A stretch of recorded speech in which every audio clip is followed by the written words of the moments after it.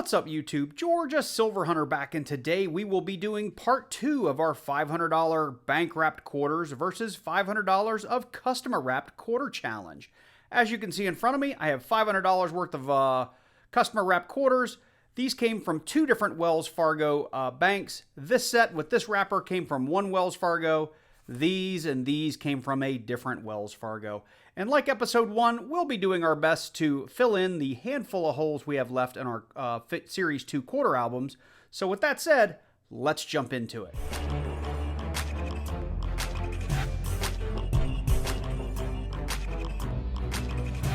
Okay, well, if you haven't checked out part 1 of this video, I'll link it right up here in the corner and in the description down below. Make sure that you go check out part 1 to see how we did in those bank wrapped quarters. I'll be bringing in a couple of the big finds from that at the end to see how we did. But I think the number we're trying to beat is 9 finds. We did have about 18 or 16 bicentennials, if I recall. But we're not going to include those as part of the challenge. Like episode 1 or part 1 of this, we are trying to fill out our Series 2 book. Within our Series 1, we've just got a few of the brand new 2023 women's quarters. So this 2023 Bessie Coleman, and then the Denver minted Edith Kanaka Ole. And then if we happen to get any of the Eleanor Roosevelt quarters, I don't think they've hit Georgia yet. As for our Series 2 books, we're really just missing 2 quarters from our National Park book. Other than that, we're done, except for the same quarters I just mentioned for our Series 1 books. But with these 2 quarters, we'll be complete up through 2021. So with that said, let's go ahead and jump in. I'm going to do all of this kind of wrap first. I'll do them by wrap so that we know which banks they came from and just kind of how they were wrapped, or that they may have come from the same person.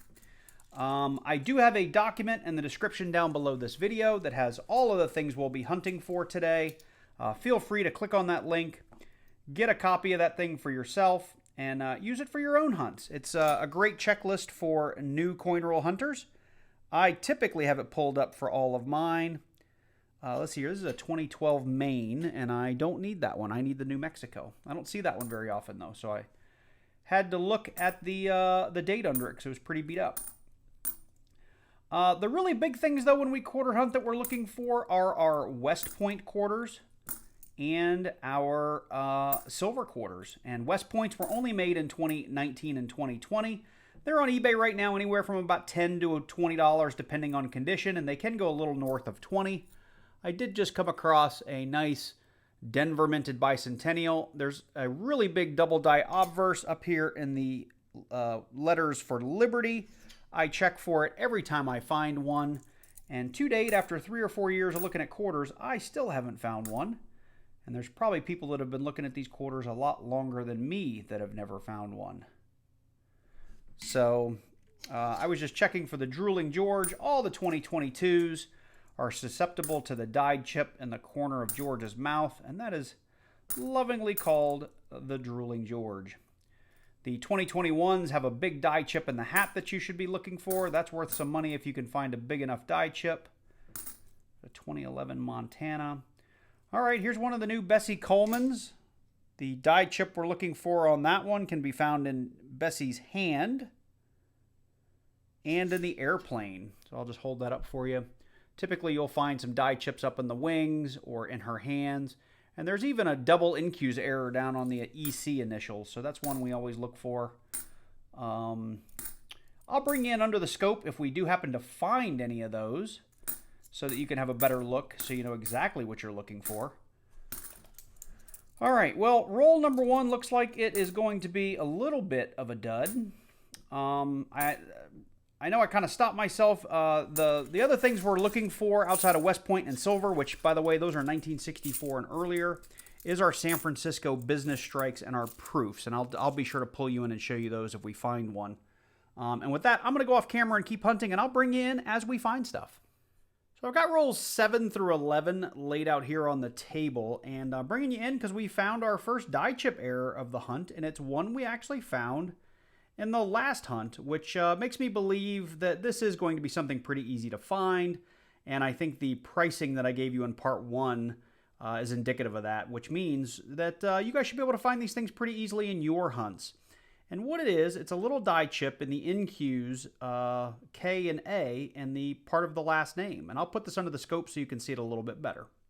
So there you see right here, we've got little die chips left here in the K and the A, the channel for these NQs or sort of impressed or indented letters of the last name. You can see here and up all through the A. That metal's not supposed to be there.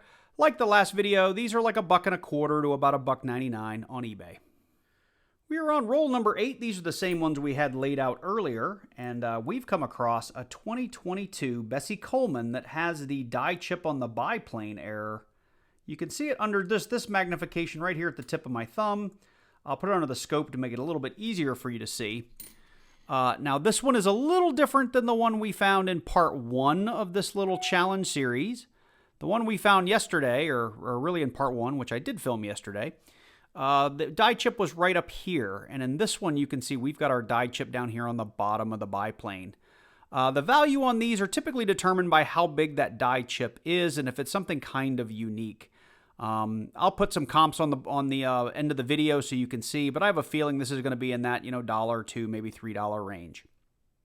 We're on roll 11, and we have found something we did not find in our first hunt, and that is a San Francisco clad proof. So I know in the first video we did find a business strike, and I was doing my best to try to explain how you can tell the difference. Well, now I can show you the difference. So you can see we've got mirrored finishes, we have frosted details. Granted, this has been in circulation. If this were in a mint set, this would be a deep, deep mirror, like you'd be able to see my camera and the reflection, but because it's been through circulation and got fingerprints on it and scratches, it's not quite as pretty, but you can still see that reflection. I think I might still have the business strike laying around here. Here it is. This is what the business strike looks like. So it still has that San Francisco mint mark, but a very, very different finish. So that there is a proof in circulation. We have rolls 12 through 16 laid out on the table. It's the last of this kind of wrapper. These came from the first Wells Fargo bank. They gave me $300 in quarters. But we've come across our next error, and it's been a little while since I've brought you guys in on one of these in a quarter hunt, and I was kind of jazzed to see it. Now, this quarter's in pretty bad shape. Let me back out here. But we have the snow on the roof error, and you can see we've got little die chips right here, and over here on the other side of the roof, right here. Those are not supposed to be there. So this one is very commonly called the snow on the roof. Again, like most die chip errors, they're worth more the more metal you see. Like when you find that metal go all the way up and down the other side of the roof, those will be worth a little bit more money than something like this. Now this one's pretty dirty, probably not going to command a whole lot of money. Like most of these little die chips, I would assume a couple of bucks, but we'll look into that at the end of the video. Same roll, literally 2 coins later, we came across a 2008 Arizona quarter. And again, this is an error that I cover a lot. You can actually see we might have something right there on the edge that I'm just now seeing, but this one's called the extra cactus error. We'll look at it under the scope. We got a little bit of extra metal there underneath the cactus that's not supposed to be there. So let's have a look. Where's my cactus? There it is. All right, so the engraver's initials, JFM, are right here, and there's supposed to be a nice clear line all the way over. But on the extra cactus error, we get a little die chip that covers up part of the initials. And it's called the extra cactus because these are believed to be little, I think they're called citrus cactuses or something like that. And we have an extra one. So let's see here. Was that just dirt down on the bottom? That was just some road rash there, or some damage. So no extra chips there on the rim. All right, we'll keep on hunting. So we're down to our last 5 rolls, and you can see, really, it's our last 5 rolls, and we finally got shortchanged. This one didn't, I didn't weigh them ahead of time, so maybe I've missed some quarters earlier, but this is an obvious shortchange. Somebody somehow stuffed a nickel into this quarter wrap, so I got shorted 20 cents. That happens a lot in customer rolls if you don't coin roll hunt a lot. Typically every dime and quarter and nickel hunt I do, I am always shorted a little bit. 2 rolls from the end. We're about halfway through the roll, and I've already got the coin I want to show you under the scope. It's almost not even worth mentioning, but I wanted to bring it up here. It's one of the 2022 Philadelphia Anime Wong quarters, and we've got a very minor die chip here in the lettering of Anime Wong.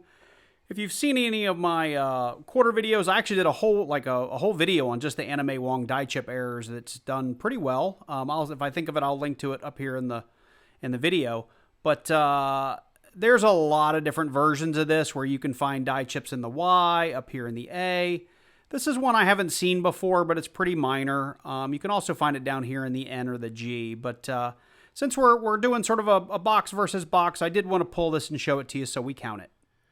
Well, we've reached the end of our $500 worth of customer wrapped quarters, and for a hunt and fill series, we've now gone through 2 boxes, 1 bank wrapped, 1 customer wrapped, and not a single book filler or really any major upgrades. There were a few nice coins I pulled aside, but none of them were really that nice of upgrades, so we didn't pop them in, especially in this second box.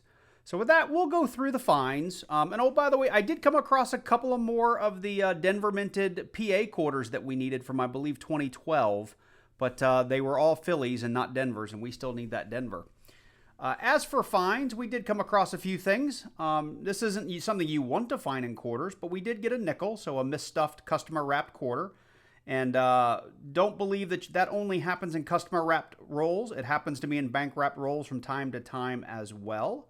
But we do have a nickel, so we lost 20 cents there. Probably one of the cooler finds of the box was this San Francisco proof quarter from 2004 Florida coin. I thought this was really nice. Not a lot of value here because it is circulated, but it's a proof. I'll pull it and put it in a flip or put it in a tube because it's not supposed to be in circulation. We did have that little Anime Wong die chip. Not a lot of value in really any of the stuff we found today, so I'm not going to put eBay comps on the screen. Trust me when I say most of these you might get $1 to maybe $2 or $3 for. On a good day, maybe as high as 6 or 7 for some of the other die chips we'll cover here a little bit later. We did have the snow on the roof. It's very, very minor, and you can even see it just under the camera. You can see the die chips there and there. The really high dollar varieties you're looking for here are DDRs or the double pump handle or the giant leaky bucket. Those are worth some money. The little snow on the roof really rarely makes a lot of money here. The extra cactus, this is a very common error, and this quarter is not in great shape, so that'll definitely be going back to the bank, but did want to pull it and count it as a find for this box. We did cover one of these 2 coins with the die chip on the airplane here on the bottom of the biplane. I actually found a second one that was almost identical, and you can see it here just under the camera. It's right there. Not a lot of value there, but it's something you can look for in your hunts.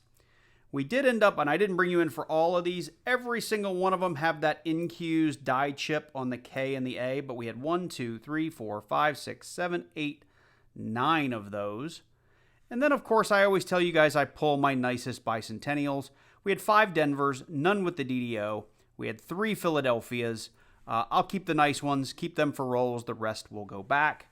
If we did it based on pure finds alone, this box would win because we found so many of the same error in the new Kanaka Ole quarters. However, if you go back and watch part 1 of our box, we found way, way, way more value in that box. And I don't want to spoil it for those of you that haven't watched it. Make sure you go check it out. It's in the description down below. But we found 2 or 3 coins that were worth some money. More than the $2 or $3 that a lot of these little die chips might get. So make sure to go check that video out. With that said, I hope you enjoyed this one. Let me know in the comments down below if you minded that I broke this into 2 parts rather than doing just one big $1,000 hunt. I think the point of this video was to do a versus, so at the end of the day, in this particular case, I would have much rather had the bank wrapped quarters, but I will tell you from having done this long enough that this could have gone either way. I know a lot of people swear by finding silver in your customer wrap rolls, but to date, after almost 4 years, 3.5 years of doing this, I don't think I've ever found a silver quarter in a customer wrap roll of quarters. Maybe once. I've done it and I just don't recall. Most of my silver has come from bank wrapped rolls of quarters.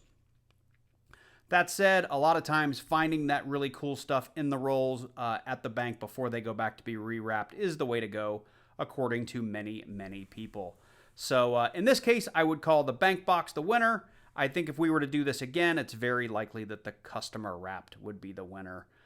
So if you did like this one, let me know in the comments down below. If you liked it that I broke it into 2 parts or didn't, let me know that as well. Leave me any other comments or feedback you like. If you're new to the channel and you like coin roll hunts and you want to get notified each and every time I release a new video, make sure you drop down below, click on that subscribe button, and then click on that little bell and select all. Special shout out to all of my channel members, which right now there's only 3 of you. I know to get that number up and to get more of you guys interested, I need to probably do a few more live streams, but I will say, even at the lowest level membership, you get access to these videos anywhere from a few hours to a day or 2 early. So if that's interesting for you, make sure you check out our membership levels. There's a link to that in the description down below as well. If you're looking for any coin supplies, coin scopes, coin albums, any of that kind of stuff, I also have links to my affiliate account down there in the description as well.